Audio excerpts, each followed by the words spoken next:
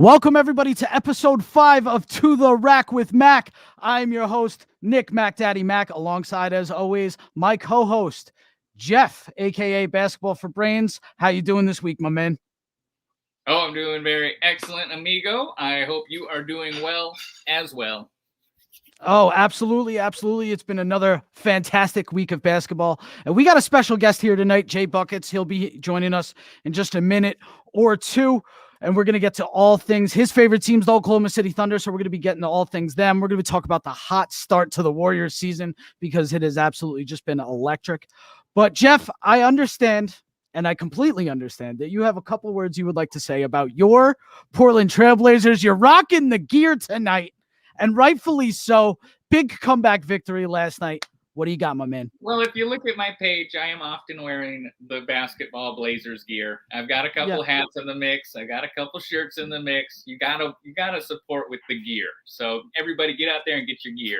Yeah, I'm feeling good today. We'll keep it short. You know, I'm not getting carried away with what the Blazers are. But when they come off it was a tale of two halves. The Bulls in the first half looked like the Bulls everybody wants them to beat. But the Blazers shut that down. Came back hard in the second half, and just feels good to get a good W against a good team. I don't want to beat a dead horse, but another week has passed. Are you still on the CJ McCollum, Dame Lillard need to go their separate ways train, or what? Oh, wins, weeks, months ain't going to change. I've been years on this boat. It's like this winning ball games does not change how I feel about that situation. Oh, it's just so good every time you say it because, like, and you know, I probably sound like the biggest McCollum hater. I'm really not. It's just not the right fit. It's the tandem. It's somewhere else playing off another guy. He'll be great, but the Dame CJ tandem, it's yeah. We're far into this. This is not an experience. Oh, let's see what we've seen. What happened? It's played out. So. Absolutely. You know what? And I agree with you. And he's not hating on the player. He's hating on the fit. I hate the fit too. I've been saying for 2.5 years, it's time to trade CJ McCollum. I think everybody and their mother for the last 2.5 years, at least, has been saying it's time to split up Dame and CJ if the Blazers want to go, you know, further than they've gone already. They're not going to go any further than they already have, right? Yeah, and I'll throw this out here. I think CJ McCollum's value on the market has been very, very low.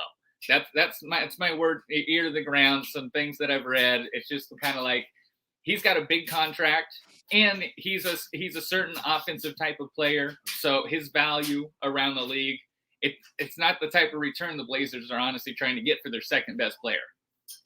Yes, absolutely. Now, rightfully so, Jeff used his quick hit tonight on his Portland Trailblazers. Again, congratulations to you. You know, get the wins where you can, Jeff. Celebrate the wins you can celebrate, right? Absolutely. But there's something I got to talk about because Rich Paul, you know, we all know who Rich Paul is. LeBron James and Anthony Davis's agent came out today, or yesterday it might have even been, and said, had the Milwaukee Bucks had Anthony Davis last year, they would have been in the same situation, making and winning the NBA Finals. And that's not a knock on Giannis, but Anthony Davis just knows how to make guys better. That's the full quote. I'm not making this up. That is real. Can we now listen? I'm not trying to sit here and say that Anthony Davis is some trash player. When one of the top 3 basketball players in the world, when we're, you know, it's not a knock or it's not hate to say that he's better than somebody because Giannis, like it or not, is a top 3 basketball player in the world, in my opinion. I don't know why Rich Paul would even open his mouth on this subject. First of all, let the players. It's his client. But like, what are you trying to get? Contract's already maxed out. Next contract's already maxed out. Anthony Davis is there. You ain't getting any more money out of it. He's already in LA. You're not switching teams out of it. Like, what are you getting out of it other than stirring the conversation up that everybody reminding you that Giannis is actually better than Anthony Davis? Well, thanks for starting the combo, Rich Paul. So they both were drafted to small market teams. They both had pretty good situations. One guy's been out of the first round once, and one guy at age 26 led his team on and off in court to an NBA championship, finals MVP. I watched his leg bend in the ways that the human anatomy should not have to move and he went out and dominated an NBA Finals. Now, listen, I'm not saying it's like completely astronomically out of the water and Anthony Davis can't turn it around. Anthony Davis is a tremendous basketball player. He can make this more of a conversation. But right now, Giannis is one of the most dominant players I've ever seen. And that's saying a lot. It is saying a lot. And the conversation for their careers, they're both in their 20s. They got a long way to go. So the conversation between Giannis and AD is hardly over. That's the respect that people show to Anthony Davis by allowing that conversation to still happen. Because right now, today, it's not a conversation of who's better or greater. Giannis is clearly ahead of Anthony Davis. So, one more quick point, and we got to get our special guest on here, Jeff, because I'm really excited for this one.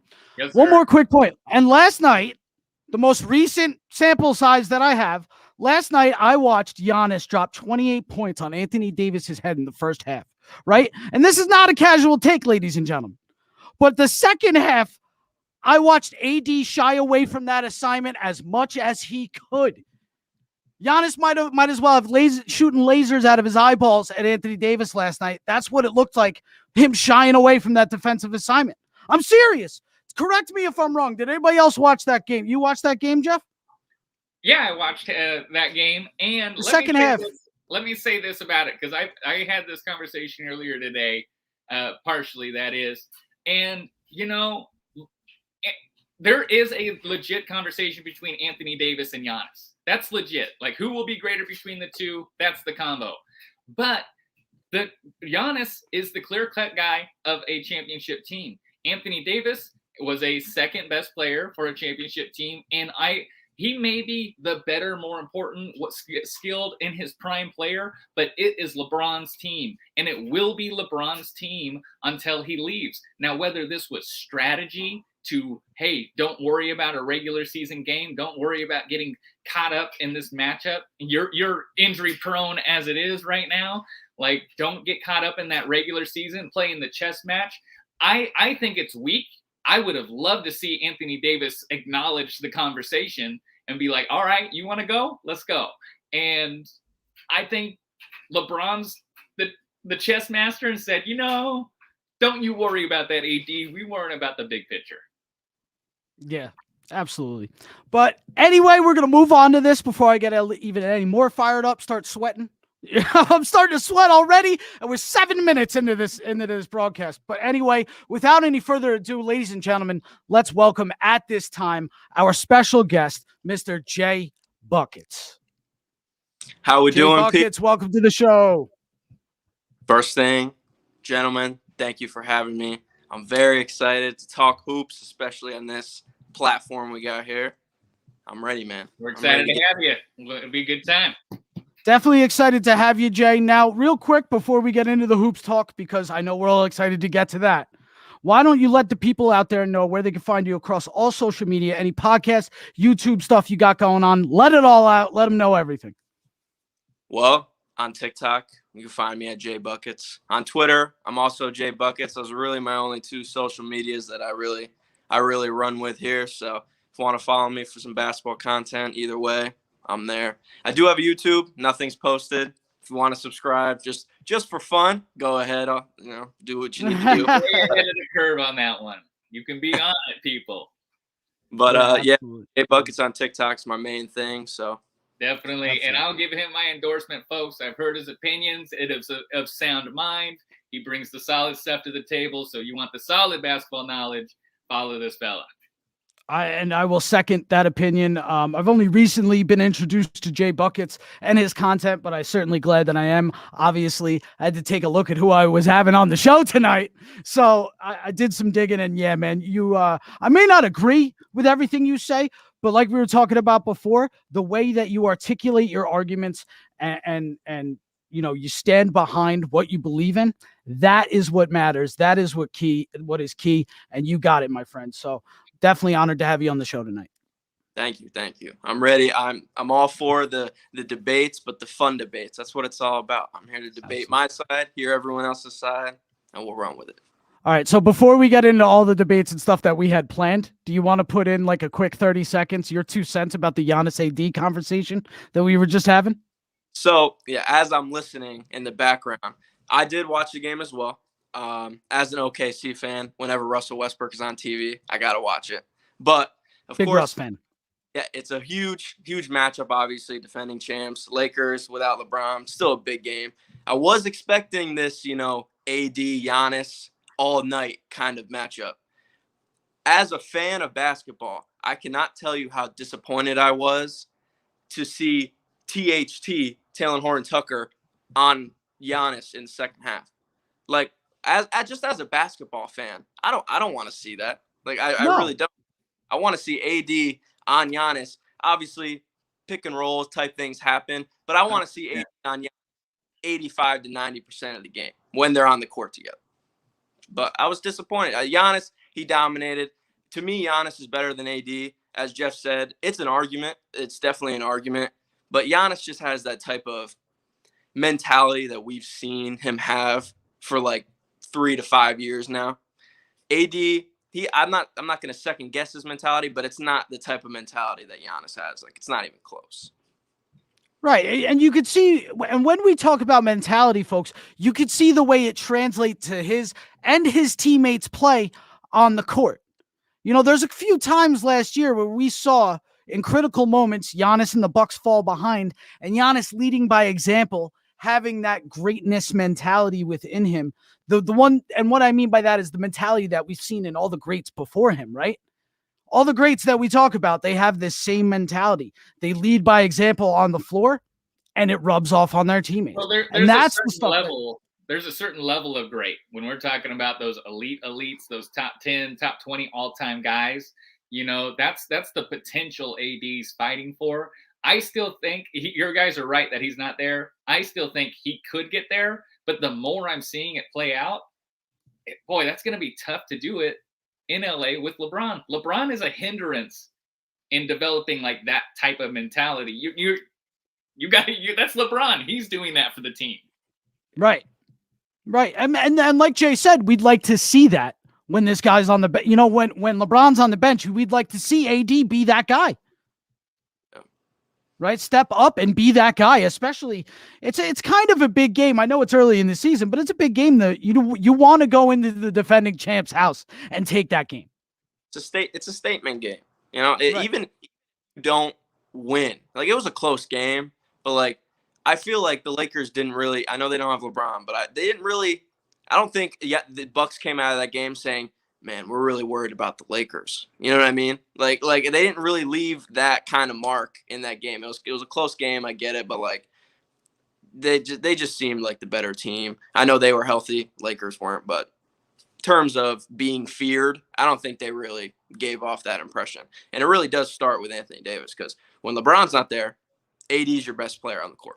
Simple as that. And when he's not bringing that type of, I'm guarding Giannis the whole game, I'm going to give it to him just like he gives it to me, I'm not worried about that. It'd be nice to see him. Be like, let's do it. Okay, you want to go? Let's go. Yeah, absolutely. Right. Now, all right, that's enough about the Lakers and the Bucks. I mean, it's a great conversation, and we could probably sit here for the next 45 minutes and talk about it, but there's definitely some more great conversations I want to get to. JayBucketz, you are a diehard Oklahoma City Thunder fan, and I've got to be honest, you're the first diehard Oklahoma City Thunder fan I think I've ever met. I mean, you meet guys that are fans of certain players from OKC, but I've never actually spoken with and sat down with a diehard Oklahoma City fan. And I'm happy about it because you're like a unicorn, Jay. I'll quick brief summary of why I'm an OKC fan. Yeah, go for it. When I first started to get into basketball, like it was, I saw LeBron. I think, well, he was in Cleveland for the first time, and I really loved LeBron. I loved watching him play. And like, I feel like at that time, just watching him in Cleveland, I probably was a Cleveland fan. Like, I just loved watching LeBron. But then he left, and instead of following LeBron, I kind of hated him for it. So I was like, all right, who else what other team can I really enjoy watching? And I loved watching Kevin Durant play. Like, he was my favorite basketball player to ever watch. And as we know, sadly, I was disappointed again seeing another one of my favorite players leave. But no, I once I started liking Kevin Durant, the more I watched OKC, I was like, wow, I like love this team. I love the fans. Everyone talks about the fans. Like the fan base for OKC is like, if you are an OKC fan, I know you're like an NBA fan diehard. Like there's no between. Like you don't just like Oklahoma City just for like, it's not like the Warriors or like. That's how the Trailblazers fans are, baby. Yeah, it's kind of the same thing. So like, hey, I'm a Mavericks fan, man. Like I know we've got some history, but I'm a Mavericks fan, so I get it too. If I heard someone tell me they were a Mavericks fan or a Blazers fan, I'd be like, okay, this person probably knows basketball because like. If someone comes up to me and goes, yeah, I'm like a 15-year-old kid comes up to me, I'm a Warriors fan. I'm kind of like, all right, it's cool. Yeah, we get it. You know, Steph Curry, we sit down. Yeah. 3-pointer. All right. So anyway, I actually do have a tie to the Oklahoma City franchise in a way. My favorite player of all time is Gary Payton, but we'll get back. We'll get into the Sonics and the Thunder and stuff later. But I'm excited actually about the future, of this Oklahoma City team. I love what I've seen from Josh Giddey. I love what I've seen from SGA. I think SGA remains the one of, if not the most underappreciated, underrated players in the NBA. And I like what I've seen so far from Lou Dort, Josh Giddey, SGA, and Sam Presti. I think the first thing I want to ask you, why is Sam Presti holding on to all these picks? Why isn't he making some moves and improving this roster? I got to hear this. What has Sam Presti I got no, but like from the viewpoint of a diehard Oklahoma City Thunder fan, I got to know what you're thinking, right? I have some theories. Mostly, there we go. Mostly just two main ones. The first one is I really think I don't know when this is going to be, but when OKC starts to become competitive again, that's when we're really going to use all those picks to get that one next guy to help whoever's on the team. If it's SGA or another guy, whatever. That's when he's going to use all those picks to get the next guy to help us bring us over the edge. My second thing is we might just do what we did with KD, James Harden, and Russ. We might just draft.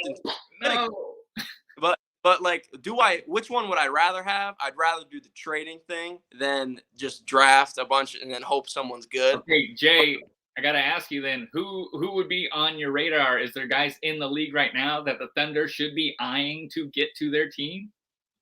Right now? right now. Like Zion's not in a good situation with New Orleans. Karl Anthony Towns is not in a good situation in Minnesota. Like, there's just some young talent. De'Aaron Fox. Like, is there any guys around the league the Thunder need to have their eyes on? Well, last year, pretty much whoever we trade for, it's not going to be a guy that's going to make us a contender because nobody like a guy like just in this case, a guy like a Kevin Durant or LeBron, if we trade, they wouldn't want to get traded there. You know what I mean? No, so that's not happening. But a young guy that last year I really wanted Michael Porter Jr. I know he's having like a little rough. I know he got hurt, earlier in this year, but like a guy like a Michael Porter Jr., a cat, all on Thunder Twitter, which obviously I follow. Karl Anthony Towns is like the one guy that we all think is gonna, put us like and make us competitive again. Do I think that's true? I think he'll make us a lot better, but like, what has he really shown in Minnesota to, build a team off? Like, he hasn't really shown me a whole lot. I do like the Zion thing. I don't get my hopes up because as an OKC fan, to get my hopes up, that's what we always do. And then, we win at the end. So as a Mavs fan, I can concur with that. Never get your hopes up. So. Never get your hopes up for the big fish. No, never.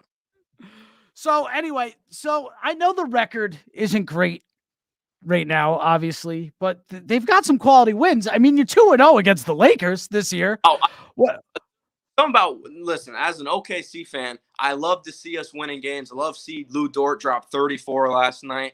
But every time we win, in the back of my mind, I'm saying, what does this really do for us? Because the more we win, the not as high pick as we're gonna get in the draft. Like why can't we be one in like whatever the Rockets are right now? Like I'd honestly probably rather be in that situation than winning games that really don't mean anything other than like, hey, Lou Dort's pretty good, and hey, SGA is pretty good. But like other than that, it's just like the wins don't really help us in the long run. The So amount like, of picks you got, and you're worried about your placement of the pick. You guys are throwing darts. hey, it's all we can do at this point. So like, You know what my dad used to tell me about that whenever I say, oh, this team's tanking, this team sucks. Now, Philadelphia pulled it off. You know, they failed at it, but they pulled it off. I'm just speaking facts here. It didn't work, but they did it. It didn't work, but they did it, right? Anyway, you got to remember that these are still, grown men with pride and egos, and they're going to want to go out there and fight for, if nothing else, their pride. So like it's same in football. It's the same in basketball. Like these guys don't want to go out there and get their butts kicked every night. It's embarrassing, when fans are showing up to the arenas with paper bags on their head because they're embarrassed to be fans and, that kind of stuff. Players don't want to be responsible for that. So I think there's a part of this young, gritty Oklahoma City team that wants to go out there and fight for their fans every night because, as you said, OKC fans are some of the most loyal. You're a loyal NBA fan when you're a diehard OKC fan, like we were discussing earlier. So I think that's part of it. Nick, let me add on to that a little bit totally agree about that side that you're saying, but it's not the players that are throwing the games or tanking. It's the management, it's the presidents, it's the general managers who are okay with subpar talent instead of going out and making that deal, like looking for a disgruntled star to come and actually worry about getting wins. They're worried about getting those drafted, whatever. So to me, it's the leadership up top. It's not the player. You're right. The players got a lot of pride. They're coming out to play. Absolutely. All right. Well, Jay, for your sake and for every Oklahoma City Thunder fan's sake, I hope that they move into a better and brighter future for sure, because it is, listen, the parity across the NBA right now, we say this every week. It's crazy. I mean, I can turn on a Sacramento Kings, Toronto Raptors game, and I'm happy watching that basketball game because of just the talent level across the NBA right now. So it's going to be fun when all these teams do grow up in the next 3 to 4 years and see where they're at. I mean, with a lot of these young guys. So, but we're gonna transition into a team I think that everybody's talking about right now, and that is the Golden State Warriors and the season that Steph Curry is putting together so far. 14 games in, 15 games in. It's incredible. It is absolutely incredible, and I say that I don't want to say it's the best I've ever seen him, right, guys? But I do want to say it's the most impressed I've been. It's probably my favorite version of Steph that I've seen because there's 13 years of film on this guy and coaches can't game plan around it. The players can't stop it. He's still doing this 13 years later. Yeah, I'm loving it. Jay, what are your thoughts on the Warriors right now? The Warriors, well, going into the season, I was one of those guys that were like, they're probably going to be like a 4th, 5th seed until Clay gets back, and they'll probably bump up to that 3rd, 2nd seed. I mean, I knew Curry was going to have, I'm sure everyone knew, Curry was going to have this revenge year that he was just going to go off. But, like, honestly, he upped the expectations, in my opinion. Like, he is, not only is he giving the stats, he's ultimately absolutely contributing to these wins every time they go on the court. Curry is, like you said, he's been playing for so long, and people still can't find a game plan to stop this guy because it's unstoppable. The way he plays is so unpredictable. You can't make a game plan for it. And if you do make a game plan for it, Curry knows how to beat it already with his passing or shooting deeper or going to the rim. It's the way he plays is unstoppable. It truly is. And then their help guys. Wiggins is playing great. Draymond Green is just their defensive leader. He's looking more mature this year than he ever has. Guys coming off the bench like Gary Payton, the second, like guys like that are just, they're so well. Like Jordan Poole is playing out of his mind this year. Like those help guys are insane. And Damian Lee. Clay. Yeah, they still got Clay and James Wiseman waiting to play. So like they're looking really good. We're probably gonna talk about later how we think they're gonna do in the playoffs. They're easily they're the top team in the West right now, but when everyone's healthy, they're still a top 3, top 4 team in maybe the league. Yeah, and whenever he's healthy, I'll be excited to see that.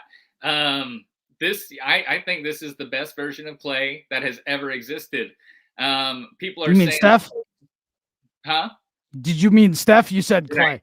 Oh, nice. Yeah, of course I meant Steph. Clay sitting on the bench, cheering on his teammates, has never looked better. That's why I was taken aback. What I you was said it's the best version of Clay we've ever seen. He's not even playing.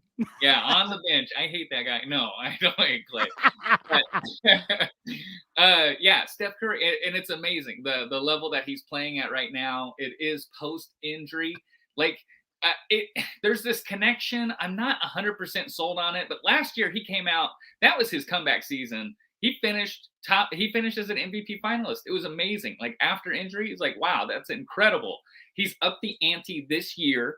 And the thing about it is they barely made the play-in last year. Now they're a top seed, and the difference is the team around him. So I can praise Steph Curry all day long, but it's the unit that the Golden State Warriors are right now. That's what's reminiscent of 2015. It was a team effort, and they look nice. I like the culture that's going on right now. And I'll throw a tangent of a subject out here on the Steph Curry train. I put it out earlier today.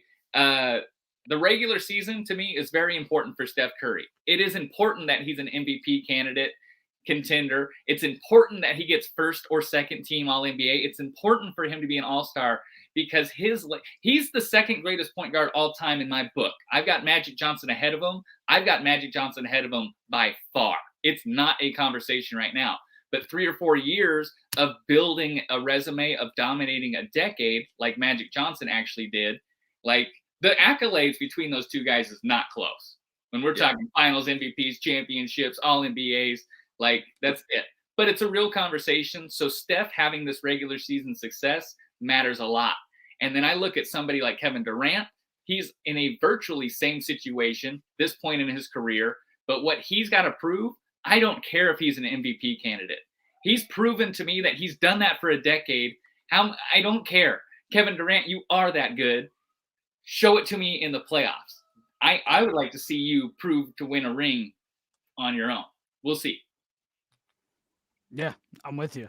Listen, the ceiling for the Warriors this year is a championship. And I think the floor is like the conference finals.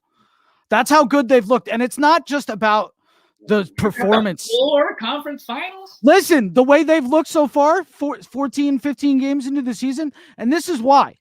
And JayBucketz kind of alluded to it a little bit. And that was how complete this team is. They have a ton of guys that could come in and know their role well. And they're a cohesive unit. You know what I mean? But their defense is the most exciting and almost the most dominant part of this team's game. Aside from Steph, this defense has been the most fun thing to watch. Like we were saying, Draymond is leading the Defensive Player of the Year race right now. You know, and Gary Payton, Gary Payton 2 or whatever he goes by, Gary Payton the second. I don't know why he couldn't just go by Junior, but anyway, he's been incredible. They've got these young guys, Damian Lee, Kuminga coming in, getting some solid minutes, solid defense. It's like a team culture. The Warriors team culture is back, and it's scary. And that's why I say the floor is the conference finals, because this is better version of the Warriors. This is the best version of the Warriors I've seen since KD left. Easily. Never underestimate the heart of a champion. Steve Kerr, you know, it was funny. They asked Steve Kerr after the game last night, why is your offense so dominant? He's like, Steph Curry. I mean, and he's right. Yeah. Well, that's the right answer. Yeah, it's definitely the right answer for sure. But I think we're all pretty high. You just said that. My game plans. Yeah, right. I'll just throw Steph out there and let him do whatever he wants. You know, I saw a stat that Steph Curry from 30 plus feet shoots 40.8% for his career.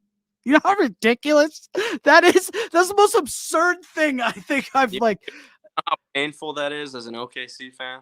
Oh, sorry, man. I know, like that's what, and I know it's a soft spot. That's one of my favorite Steph Curry moments. Oh, I was in a hotel. I was at an AAU tournament watching the game in my hotel room. I fell on the floor and didn't get up for like 20 minutes. I literally because that game KD fouled out, and then we had Russ to shoot the game winner, which honestly we all knew wasn't going to go in. And I'm thinking, why isn't Roberson picking up? He already hit like 13 threes. I was like, Roberson, step up, and then he shot it, and I was like, all right. Well. Welcome to the 2006 NBA Finals in my living room, JayBucketz. When Dwayne Wade broke my heart. When Dwayne Wade broke my heart. Or when the We Believe Warriors knocked us out in the first round. Pick one. Because that was just as heartbreaking. That one might have been tougher. I don't know. Losing. I would rather lose to Dwayne Wade than Baron. I love Baron Davis, but I'd rather lose to Dwayne Wade. Yeah. But anyway, we're going to transition into a little segment where we take the road less taken. And that is where we kind of talk about things that are a little bit off the beaten path, whether it be a team, a player, a storyline. And it's only a storyline because we make it a storyline. Otherwise, it would be in the national media, right? So I'm going to kick things off tonight because I feel like there's not a lot to be said about mine. But there were rumors this week that Sacramento, and I don't know why they just started this week, that Sacramento and the Kings are finally ready to shove Luke Walton out the door. Now, I said this when they signed him, brought him back for this season. If you want to develop a young team and a young squad and develop them into a team like we see the Warriors developing into, or any other young team that's performing better than the Sacramento Kings right now, because damn it, they have the talent. I'm huge on Tyrese Halliburton. I love Rashawn Holmes. I love Davion Mitchell, De'Aaron Fox. Harrison Barnes playing out of his mind to start the year. He's cooled off a lot. Jeff was at that opening night. 37-point performance. Oh, hey, that was a long time ago. We don't need to talk about that. No, but Luke Walton should have never been brought back. And somebody wanted to tell me that the players wanted him back. I promise you the players didn't want to bring him back. I promise you that the Sacramento Kings didn't want to bring him back. The only reson they brought him back is because no one else was left. No one else was left. All the coaches have been hired by the time they had to bring Luke Walton back. But that's my thoughts on the Kings. Luke Walton needs to be gone because if they had some real leadership and somebody who's even sniffed winning anything as a coach in this league, I think they'd be in a much better position.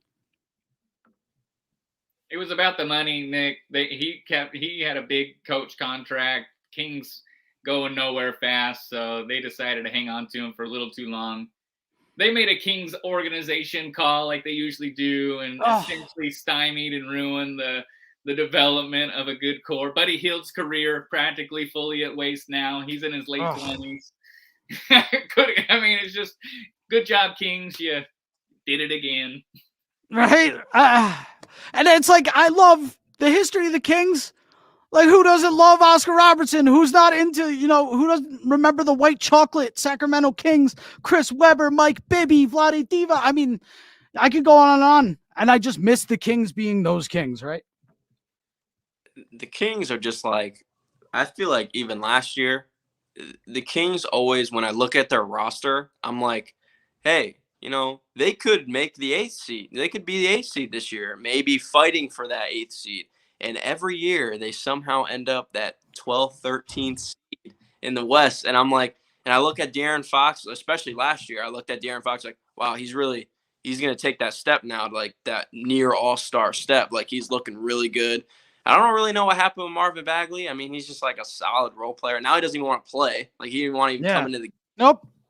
So like, I don't know what happened there. Buddy Hield, I think Buddy Hield's so good. But like Jeff said, they basically wasted his career. I mean, he has maybe what in terms of what the player he is. He's got like 3-4 of really good, maybe good years left. Like they wasted it. Tyrese Halliburton's looking really good. Davion Mitchell. They should easily be fighting for at least an 8th spot. Fighting for it. Like there's no reason they shouldn't be at that level. But It's one of those teams, man. It's one of those teams that they just disappoint. They just disappoint like the Timberwolves like every year. Like they look at the roster and you're like, wow, they look crazy good, and then something happens. I'm glad you brought up the Timberwolves. Yes. Right on. Nice segue there, Jay. It was well done there, because I wanted to talk about the Timberwolves and how they are in a blow it up situation, in my view. We did touch on Karl Anthony Towns. The OKC fan base appears to want him, the Golden Nugget, but that's not where I see him going. And you were on point. The Thunder shouldn't want him because he is not proven to be that number one option guy. Because the Timberwolves should be doing what they should be, also fighting for that 8th seed, just like the Kings aren't. But easily, we're talking about two of the worst franchises in the history of the NBA right now. So they've got the talent, though. They need to go all in on building around Anthony Edwards. I love this kid. I think he is a maturation away from taking over the shooting guard spot in the NBA. He's got all the talent. He just needs to focus, and I don't mind that he's so young. And the way that the COVID season interrupted the transition for a guy like that coming into the league, I'm okay giving him 4 or 5 years to figure it out. But I would like the Timberwolves to go all in on him, and let's move everybody out. And Karl Anthony Towns, I would love to see him. I've said this before to Nick. I want to see him in Dallas. Pair him up with Luka. Give Luka another weapon. See what he can do with an actual second punch. And, the Timberwolves, what are you doing right now? What are you doing? You're not fighting for the playoffs. Move on. You've got a young piece in Anthony Edwards that could get you there in 5 years. I do just want to say what I say to you every time you bring up Karl Anthony Towns to the Mavericks. That's my thing. Don't worry. When his contract expires in 2023, Nikola Jokic is coming to chill with Luka over in Dallas. So I hope so anyway. I mean, that duo might break the league. I'm going to say it until it's not reality because I'm a Dallas Mavericks fan and this is what we do. The only reason why I don't is because it would break the league. Like, I think Luka would be literally so hard to watch just because they would probably kill most of the teams that they play. So, like, well, no defense though. They wouldn't. Not much defense between those two guys, but though you don't need to worry about offense now. You got 2 passers and really good scorers. You don't need anything. Get 3 guys. That's all you need. 3 defenders to play with them. Yeah. yeah. I wouldn't mind that. As long as I had Luka and Jokic, I wouldn't even mind that. But as for the Timberwolves, I kind of find it amazing how much faith year after year the NBA community continues to put in D'Angelo Russell. Like we have tried to believe in this guy on 3-4 different teams now, and he's shown flashes of being great, of being good. I get that. In Golden State Warriors, he showed it. In Brooklyn, he definitely showed it. Brooklyn's by far his best years, right? And he's shown flashes of it now in Minnesota. But guess what? Injuries. The injury bug is still biting him. Inconsistency. It's the same thing that's going on in Boston, and we talked about that last week. I'm not going to get into it now, but inconsistency is what's killing these guys.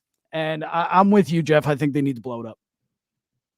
It's just like I keep saying this, but you look at the roster, and I agree Anthony Edwards needs to be the focus. He needs to what they need to start building off. I don't necessarily think they need to get rid of Cat to do that. It's just all about, because Cat could be that that second guy or even third guy. If D'Angelo Russell, you could move him, but like Cat, he's got to go. That you could keep Cat.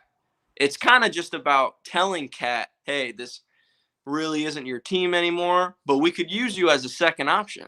Will Cat be open to that? I don't know. Where has that ever happened, Jay? Where has that torch ever happened? Because there's a tandem that I think about.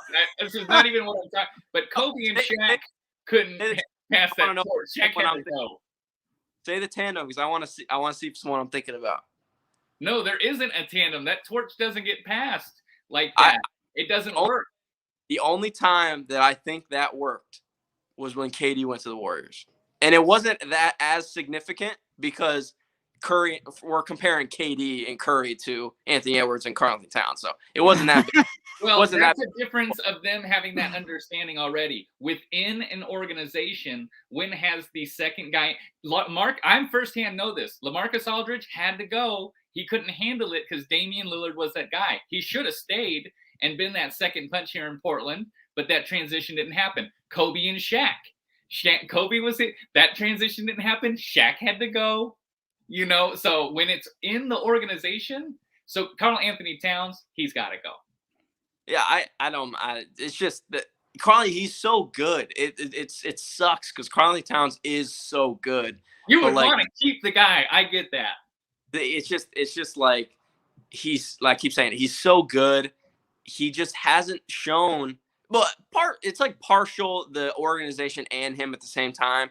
When they had Jimmy Butler, that was kind of like, okay, Cat, we kind of got you people to, do something with. And he didn't really, I mean, I don't think I had 1 year, but like he didn't really do anything. They lost in the first round, right? So like he didn't really do anything with that. And now they got into like countless fights. Yeah, exactly. And then this year you got D'Angelo Russell, who is a very as inconsistent or whatever that he is. He's still a really good point guard in the league. You got this young guy in Anthony Edwards, you see him, he's flourishing this year. And then you got guys like Naz Reid, Taurean Prince, guys like that. And I think Malik Beasley's hurt, but like guys like that who like those are solid role. I wish OKC had those guys some years that we were good. You know what I mean? Like just use them, and they're not doing. I mean, they had a good beginning of the year, the Timberwolves this year, and then now they're just losing every game that they play. And it's like, I'm not even a Wolves fan, and I'm frustrated. So I can't even. Ricky Rubio, who would have thought? Yeah. You're like, I love the passion though. I love it. So, gentlemen, we got to get moving a little quickly through here. Jay, real quick, what is your off the beaten path topic? Now, this topic I could talk about for a long time, but I know we're not going to. Now, we want to get to that draft. One of my very first TikToks I've ever posted that actually I kind of did well. I think it was like my second one I ever posted. I was talking about how Bill Russell ranks in top 10 lists. So my question before I even go into it, where does Bill Russell rank in your guys' top 10? Or 11. That's a great answer. I love that answer. Jeff, please tell me what where? 10. You guys are great because Bill Russell is like 6 or 7. I can't stand it. I literally cannot stand it. To me, Bill Russell is 12 because I have Wilt at 11. And I think Wilt's better than Bill. I have him at 12. He's outside of my top 10. And there's so many reasons on why I think he is. I just want to hear from you guys. Why? Because you guys both have him at 10, 11. So I just want to know why. I just don't think there's a thing you could say about his defense. He's one of the best defenders in NBA history. I will give you his, and I'm all about impact, Jay. Impact is one of my biggest criteria when I'm talking about players and where I'm ranking them and everything. However, in an era when you are like, it's astronomical how many possessions you have. And in an era where you are this dominant figure and there's only 8 teams and you were never able to average 20 points a game in a season, that just speaks volumes for me. I mean, and because Wilt might not have the championships, but damn, does he have the numbers? But he dominated. He literally dominated better and than and listen, for me, Bill, and like I love Bill. I love the history of the game. Bill Russell, tremendous player. I'm not trying to knock him, but when I'm looking for weaknesses and strengths, I mean, I have him as the 5th best center of all time. Top 5 centers is Bill Russell, right? 5th is Bill Russell, and I don't think that's a bad place for him. So you have Wilt over Bill also? Wilt is 9. Bill is 11. Hakeem is 10. I'm sorry. Wilt is 10. Hakeem is 9. All right. I have Wilt at 11. Bill 12. Yeah. I think we're all in the same range. It's just for me. I just can't, like, when people are like, he dominated in championships, I get it, but I can give you a quick reasoning on why he kind of won those 11 championships based off his teammates, based off how many teams there were in the league. And people say, well, it's a different area. You got to take errors into account. Why? Why do I have to take errors into account? Like, he literally had 8 teams, which is super impressive. You dominated your era in terms of championships. I get it. But I have to take into consideration you played against 8 or 7 other teams in that era. So you were way more likely to win a championship than in the 80s or 90s or even today. And then Wilt, people ask me, why do you have Wilt above Bill then? Because Wilt literally dominated that era, how people talk about how Bill did. Wilt averaged 50 a game with 25 rebounds. He literally dominated. And more minutes than are in regulation. And Bill that's ridiculous. Yeah, Bill That's dominated his most impressive stat. In stats and how people really talk about Bill. He did not dominate that in that kind of way that people kind of bring him up as he dominated. Oh man, Jeff, I can't. We gotta move on because I'm fired up right now. Like, are you mad? Not mad. This conversation though, it's an emotional one for me. I don't know why I care about it so much, but it's the perception.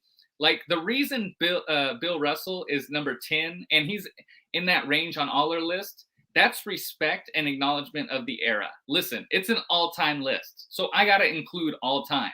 And guess what? He dominated that era. But you know what? The game is different today than it was 20 years ago. The Steph Curry era is different than the Michael Jordan era. The Michael Jordan era is different than the Kareem era. And the Kareem era was different than the Bill Russell era. And that era cared about results. If Bill Russell needed to average 25 points a night because that mattered to him, he would have averaged 25 points a night. But he was such a consummate leader and professional, and he only cared about winning. He only cared about championships. And you know what? That was acknowledged during that time. I will point to his 5 league MVPs to Wilt Chamberlain's 4, statistics or not. Yeah. No, I get that. And again, a lot of Bill Russell's MVPs and a couple of Wilts were player voted. So he had the respect of his peers. And I understand that. A lot of people liked Bill. A lot of people didn't like Wilt, and rightfully so. Wilt was dick. So I don't think there's any getting around that. I don't think there's anything getting around it. You watch one interview with Wilt Chamberlain, you know he was an asshole, right? Like, you don't have to go any further than that. One interview, that's all you got to watch. But anyway, gentlemen, we got to move past this anyway because we're getting down to the nitty-gritty of our show, and it is time for the weekly all-time franchise fantasy draft. And tonight we are going to be using JayBucketz' favorite team all time, but we're going to include the Oklahoma City and Seattle Supersonics. So Thunder Supersonics.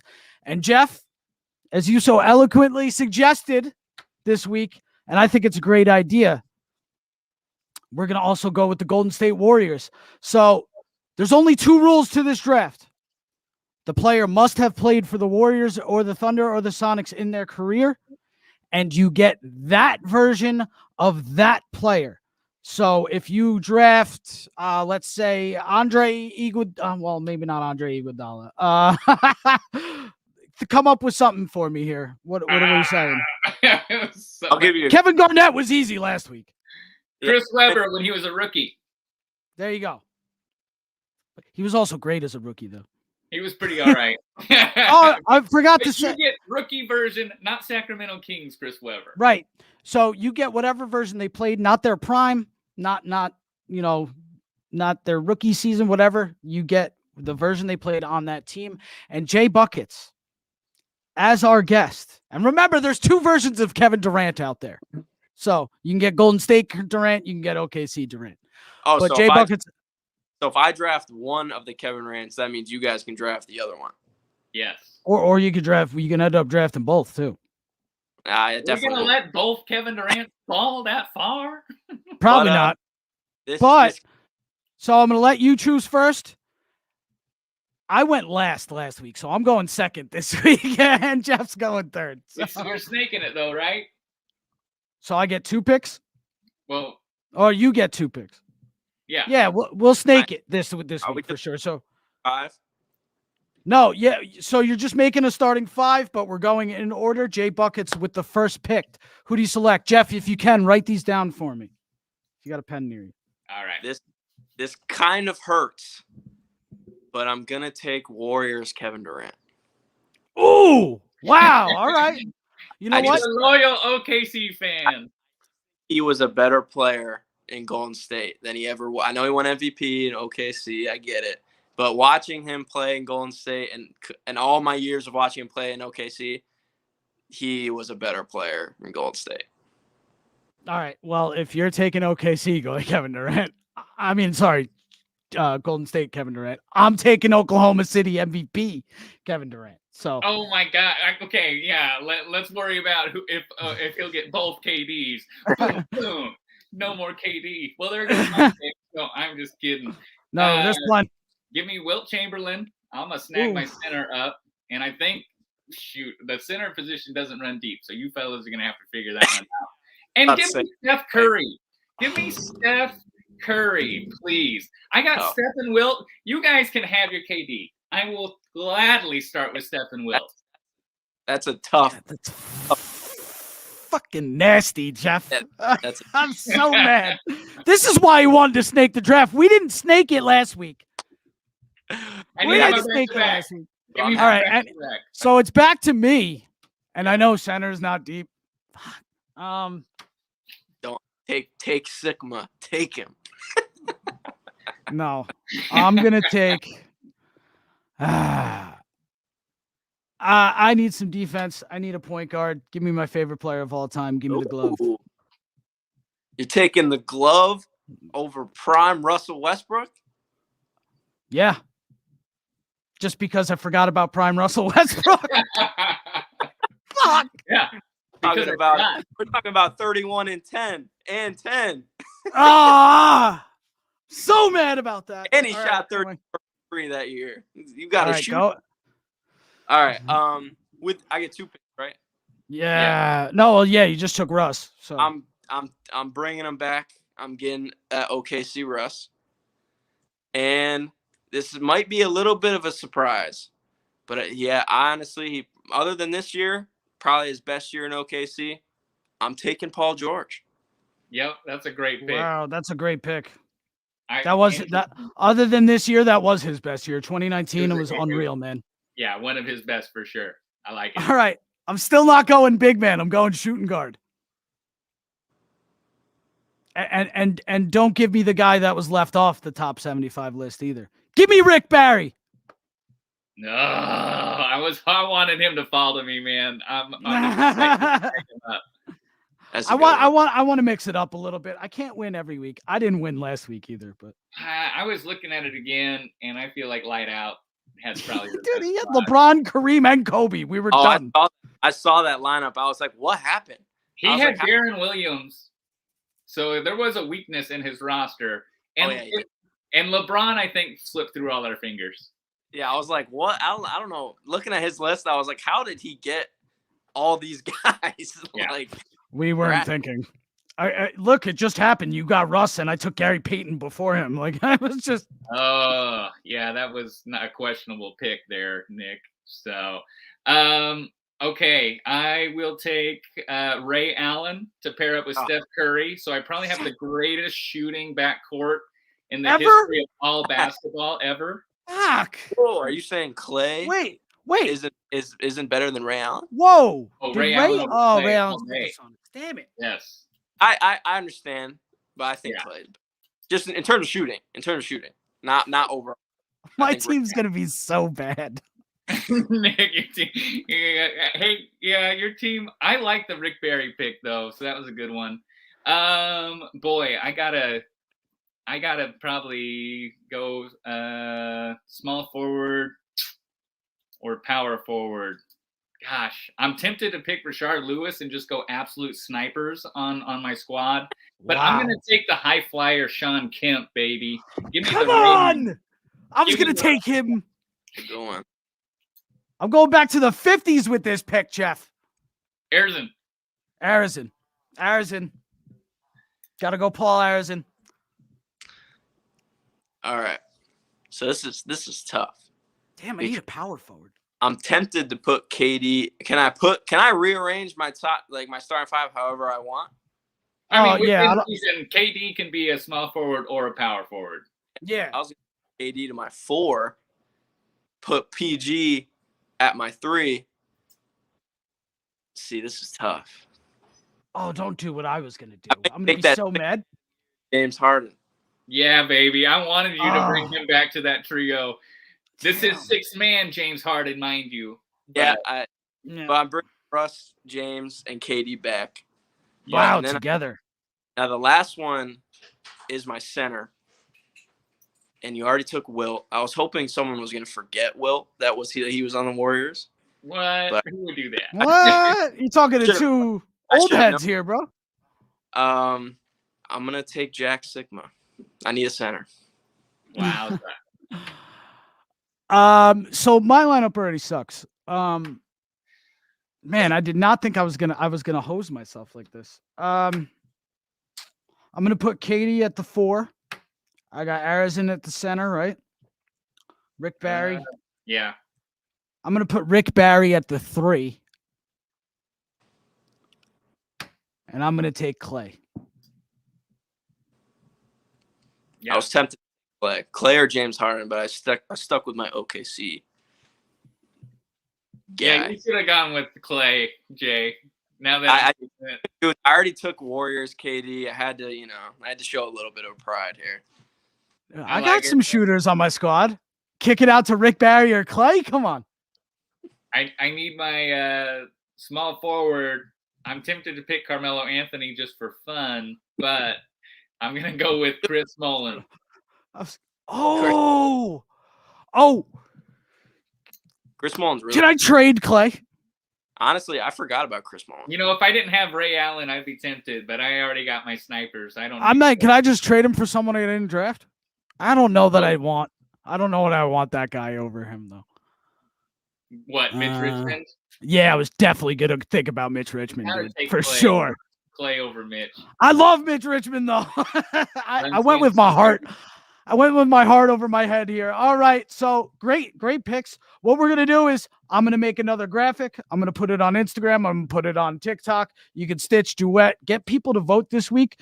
No one made a video except me last week, so we have a whole account up. What are you talking about? Now we have a whole account. Now we have a whole account out. But anyway, that concludes the second weekly all-time mixed squad fantasy draft here on To the Rack with Mac. JayBucketz, I want to thank you so much for joining us tonight, man. You this is really great. You can come back any damn time you please. We should definitely talk about collaborating more together, going live on TikTok, going live on whatever you want. Let's do it, man. Definitely a pleasure to have you here tonight. Yeah, for sure. If you guys ever want me on the podcast again, you know where to find me. I'll definitely join. And if you want to go live on TikTok anytime, just let me know. Nice. Cool. All right, guys. Well, this is going to wrap up episode 5 of To the Rack with Mac. I'm Nick Mac Daddy Mac, your host, along with my co-host, Jeff, a.k.a. Basketball for Brains, and our special guest, JayBucketz. This has been, again, episode 5 of To the Rack with Mac. Join us again next Thursday, 9 p.m. Eastern. We're here every week. We're killing it. Let's go.